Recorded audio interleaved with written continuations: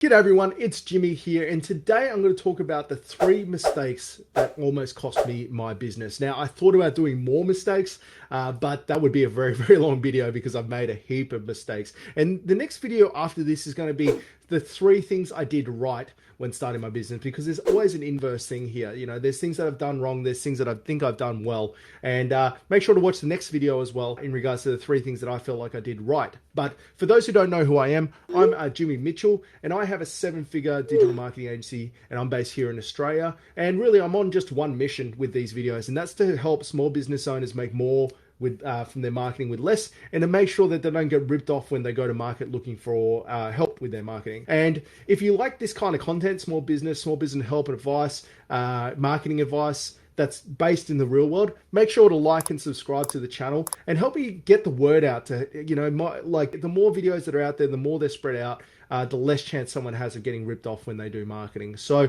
the 3 mistakes that almost cost me my business. I'm going to start with the one that probably had the biggest dollar effect on my business, and that was hiring too fast. So when I started the agency, it was just myself.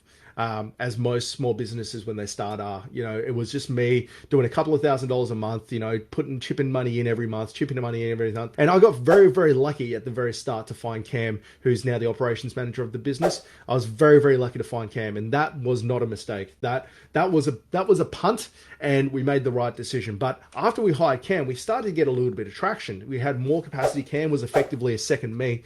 So we were able to get more and more traction. And because of that, we had some wins real early. You know, we were picking up cash flow. You know, we're doing $10, $12, $15,000 a month, the cash flow.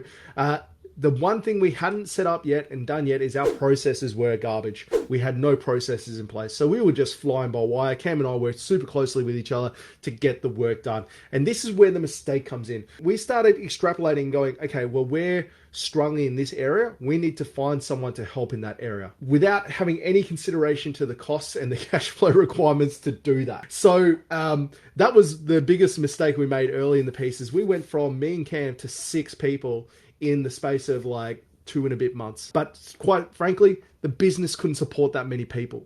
And it was fine while we had a lot of cash flow coming in. But what happened is the gap between the cash flow and the revenue and the gross margin was slowly decreasing. So like, you know, our gross margins were getting smaller, but our overheads were getting higher. And then one day I turned around and I was looking going, we're going to have negative months again. What has happened? I didn't know at the time, but there's a key figure in an agency, marketing agency, and most businesses have this. This is revenue per head. And we had extremely low revenue per head for these 4 extra people that we hired. So me and Cam had a very high revenue per head, but everyone else had a very low revenue per head. And quite frankly, we didn't earn enough to support that. So I took the drastic measure of letting all those people go over the space of like 4 or 5 months. 2 sort of walked themselves out the door. The other 2 I had to make redundant. It was a matter of survival for us. We grew too quickly, and then we sort of shrunk back to just me, Cam, and Pauline for a bit. And then the second time around, which is where we're at now, we've grown a lot more sustainably, we've grown slower, and we've hired a lot slower. But that almost killed us. That almost killed this business. I remember waking up one day and going, oh my God, the numbers don't work anymore. They went from working to not working. And all it took was a little shake, a little vibration and a little like a hiccup in the cash flow.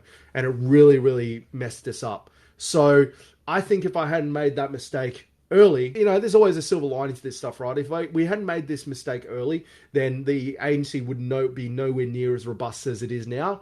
But I tell you what, as any business owner will tell you, one of the hardest things you have to do as a business owner is fire people or let people go. It's the hardest thing you have to do as a business owner. And I had to do it 4 times in like 3 weeks or like, you know, 2 times in 3 weeks.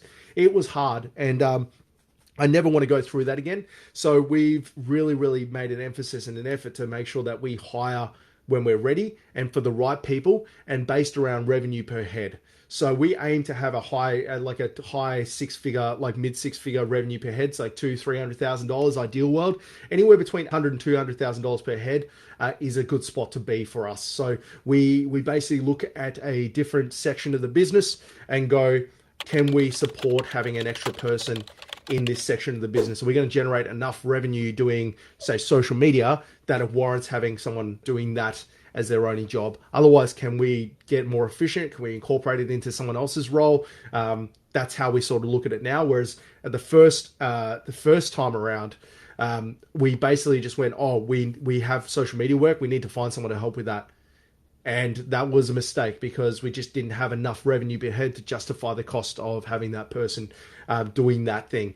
So I think that was the first real mistake that could have cost us this business, is if I hadn't let those people go when I did, let my own fear of letting people go stop us from letting those people out of our business and letting go, the business probably wouldn't be here, because I did it very quickly, which it sounds like a drastic measure, but when I look back, if I hadn't done it when I did it, it would have kicked the can too far down the road. And we probably wouldn't have recovered.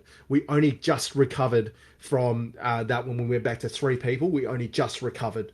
And, the agency's where it is now because of it. So that was the first mistake I made. So my advice to anyone that's watching this is really, really think about who you're going to hire and why you're hiring them, and try and think of the numbers that they need to do to justify the cost of having the extra, not only their labor, but the extra insurance, extra facilities, everything that goes. You can effectively double someone's wages just in miscellaneous things that go with hiring someone, taxes, things like that. So really, really consider it. Don't hire someone just to take the workload off you.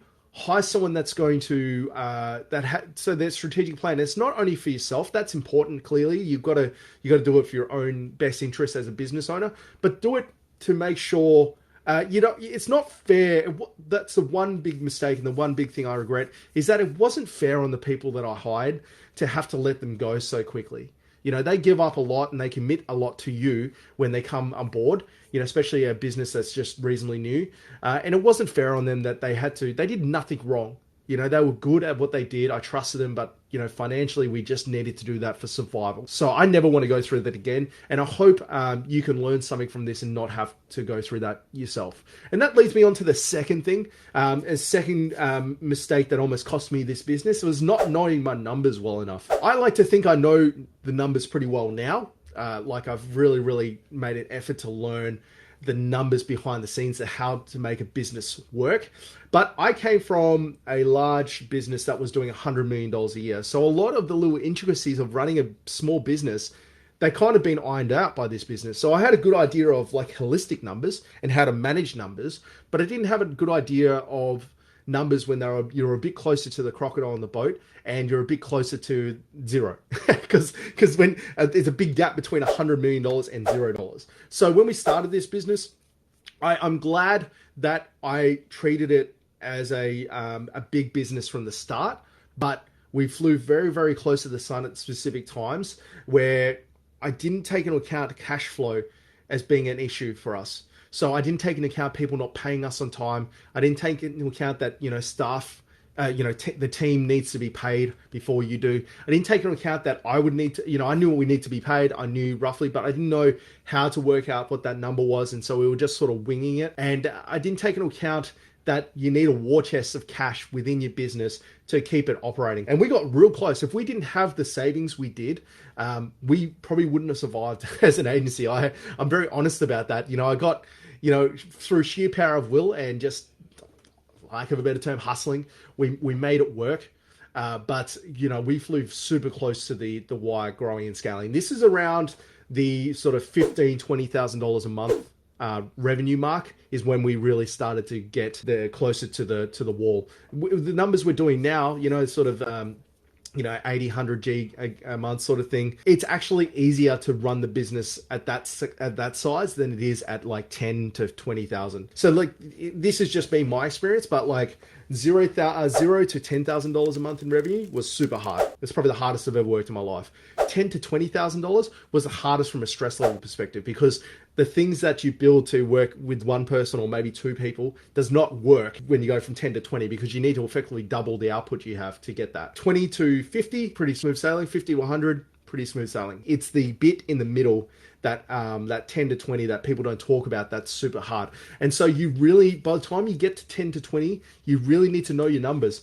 if I had known my numbers better, like, and by numbers, I mean my top line revenue, my gross margins, my absorption rate, which is a big thing that people don't talk about, which is how much of my retainer work is absorbing the overall overheads of the agency, our percentage of absorption, our net profit, the costs of doing business, like the cost of goods, the cost of revenue per employee, things like that. I needed to know that way earlier than I did. And if I did that, we probably would have got to where we are a lot quicker. But, what it did, that's where the inflection points come in. I could have either sat there and just kicked the can down the road until the money ran out, or I did what I did and just sat down and forced myself to learn these numbers, learn from my mistakes, act quick and act instinctually, and we got it all on the right track. So that was the other thing, is not understanding the numbers well enough of running an actual business, because it's a lot different running a business with a team and overheads and office and everything like that than it is just being a one-man band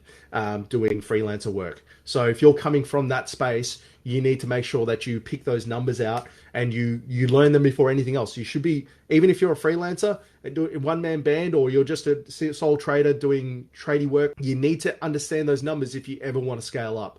And the best time to learn that is when you don't have the volume. So that's what I would suggest. Top line revenue, gross margin, cost, absorption rate, cost of goods sold, your net profit. You need to know your net profit, your net margin, and then you need to understand how much you can pay yourself relative to how much revenue you generate. You know those numbers. The rest is all pretty good. Go through zero. The best way to learn this, and the way I learned the numbers, is I went through zero and I just looked at the numbers and then Googled what they meant. So I figure it's the way I learned SEO, actually. I should probably explain that in a video. It's the way I actually learned SEO, is I looked at tools that existed in the space, like Ahrefs, which is the one I used. And then I just looked at all the things that were on there, and I just started YouTubing and Googling what those things were, because I figured if they're in the tool, they're in there for a reason. So the single best way to learn the numbers of your business is to go into zero and look at all the things that are on there, and then Google and YouTube what they mean. That's the secret. That is how you learn all the numbers. If you learn all those numbers, you're probably better equipped than most CFOs out there. You're probably better equipped than most businesses out there, because most businesses don't really understand the numbers. They rely on accountants and things to do that. But it can't hurt to know your numbers so you can make decisions on the fly. You don't have to wait for your accountant. You can just get the, so if you think about it like this, your job as a business owner is to be the triage nurse of the money, right? So your job is to make sure the money's going in the right spot and things like that. The accountant's like the surgeon. You don't go to an emergency room and just walk straight into surgery. You go and see triage. They identify what the biggest risk versus the smallest risk is, and then the surgeon comes and does the surgery on the stuff that's the most important. That's how you need to treat your finances in the business, is you need to have a good enough understanding of the numbers so you can act as triage nurse and identify issues before they get to surgery. If you can do that, you're going to be way better equipped than most businesses out there. So that's the second thing. The second mistake that almost cost me this business is just simply not being the triage nurse and not knowing the numbers well enough. The third mistake that almost cost me this business, and luckily I learned this quite early, is not being myself. And, that can tie into several things, but just not being me was a big thing I didn't do at the start that I wish I really did, because what I found is that as soon as I started being more me and less what other agencies traditionally do, and I just started doing what I thought was right, everything changed. Everything got better.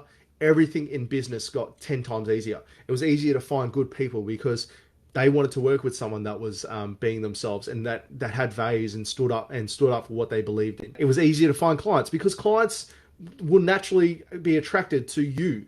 If I was trying to be an agency that I'm not, like that wears suits and ties, it just wouldn't feel authentic. Whereas what you see is literally what I wear 24/7.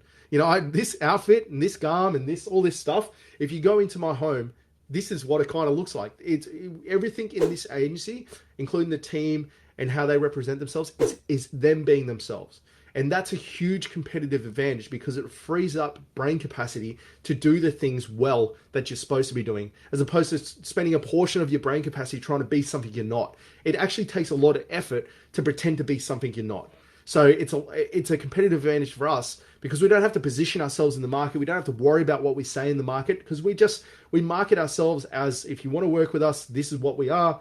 If you don't want to work with us, there's plenty of other agencies out there. And luckily, that's worked out well for us. But trying to set up the agency as the way other agencies have been set up almost cost us this business, because we went down a whole rabbit hole of setting up our project management system and setting up the way we work based on how other agencies do it, when really we would have saved a lot of time, money, and effort if we just done it the way we work and built something that works the way we work. And we've only just done that.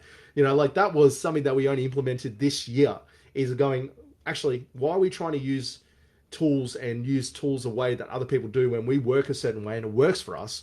Why don't we just modify what we have to work with how we work? That was a big difference. That was a fundamental game changer for this business. And I wish we'd done that years ago, because we would have been so much further ahead than we are now. It's easier to run the business like that because it's an extension of you then. You're not trying to smash a square peg into a round hole.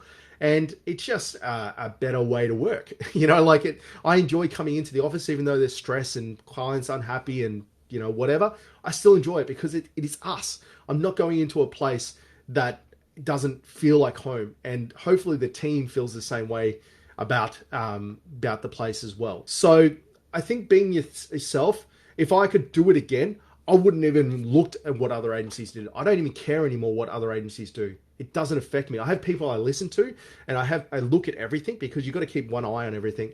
But I don't look at another agency going, oh, they do this, I'm going to incorporate this into our business anymore. I used to do that a lot. I used to look at what other agencies did and go, oh, they're doing this, we need to do the same thing. I just don't do that anymore. And I think if it doesn't matter if you're an agency or just a small business in general, run your own race. People will deal with you because you are you. They won't deal with you if you are trying to be something that you're not. And then when they come and see you, they get something else. It's the best way to ruin a good thing. So, there is literally 7.5 billion people on the planet. I'm sure there's a big portion of them that will pay your bills if you just be yourself. You don't have to be anyone else. So I think I wish I had done that earlier. If I'd done that earlier, we would have been, who knows? We could be a bloody mid-7-figure agency by now. Who knows? But, you run your race, you learn a lot. And like I said at the start of this video, watch the next video that I'm making on the things that we did right, because you can learn just as much from the mistakes you make from the things that you do well. And I think there's a few things that we did really well here that you can learn from while still being yourself. So guys, thank you so much for watching. If you got to the end of this, hopefully you enjoyed it. If you have any questions, put them in the comments, or answer them next time I make a video. And I love hearing your success stories, guys. So whack them in the comments. Let me know how you're tracking in business. If you ever want to have a chat, my details are everywhere on the internet. If I'm a good marketer, you should be able to find me, right? So come and hit me up, and we can have a chat. All right, thanks so much, guys, and enjoy the rest of your day.